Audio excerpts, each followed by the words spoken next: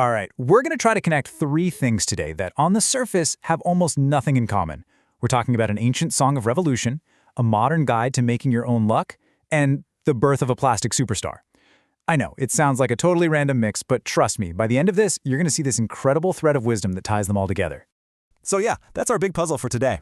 What in the world is the hidden link between a song of praise from the Gospel of Luke, this idea that you can create your own fortune, and the wild story of how the Barbie doll even came to exist? Let's start digging in. Here's our roadmap. We're going to walk through each story one by one. The revolutionary song, the anatomy of luck, and the birth of an icon. And then we'll put all the pieces together to find that final bit of wisdom that connects it all. Okay, our journey begins way, way back in the ancient Judean hill country with a young woman named Mary. Her song of praise, which we now know as the Magnificat, is actually one of Christianity's very earliest hymns. And its message, well, it was world-changing then, and you know what? It still is today. I mean, just feel the power in those words. This is not some quiet, timid prayer. No way. This is a bold, loud declaration of a great reversal. Mary is basically proclaiming that the entire social order is about to be turned completely upside down. So what exactly is the Magnificat? Well, the name itself comes from the first word of its Latin translation, which simply means magnifies. It's Mary's powerful, spontaneous song right after her cousin Elizabeth realizes the incredible significance of her pregnancy. This song has been echoing in churches for centuries, but its message is just as radical now as it was then. And this is the heart of that radical message. The song paints this vivid picture where everything gets flipped. It's a vision where God's justice steps in, lifting up the people the world tends to ignore and humbling those who are puffed up with their own power and wealth. It's a truly revolutionary way to see the world. Okay, now let's hit the brakes and shift gears. We're jumping from ancient faith to a very modern piece of wisdom, all about the nature of luck. Is it just something that happens to us, or could it be something we actually create? The brilliant scientist Louis Pasteur really nailed it with this one. It's this idea that good fortune, that spark of serendipity, isn't just a blind accident. It has this funny habit of finding the people who have already put in the work. This really shows two completely different ways of looking at it. On one side, you have the conventional view. Luck is random, it's passive, like finding a $20 bill. But this other view, the one from Papa's Wisdom, says, no, it's active. Luck is that magic moment when all your hard preparation finally slams right into a great opportunity. The newsletter tells this perfect story about a boy practicing a single golf putt over and over and over. When he finally sinks that one shot that really matters, it looks easy. It looks like pure luck.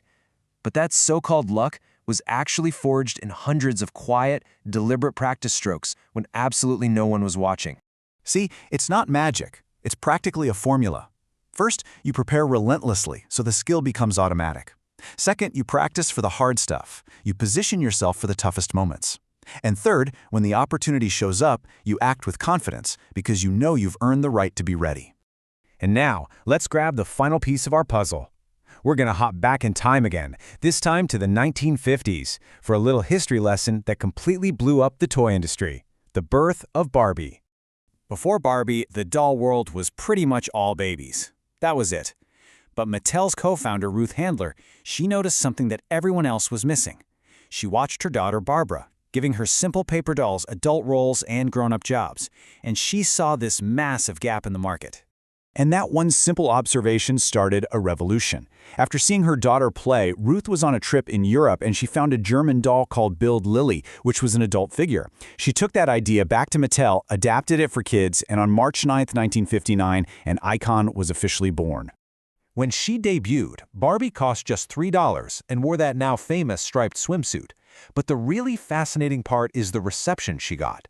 The industry experts, the toy buyers, they were so skeptical. They thought a doll with an adult figure would never ever sell. Well, they couldn't have been more wrong. How wrong were they?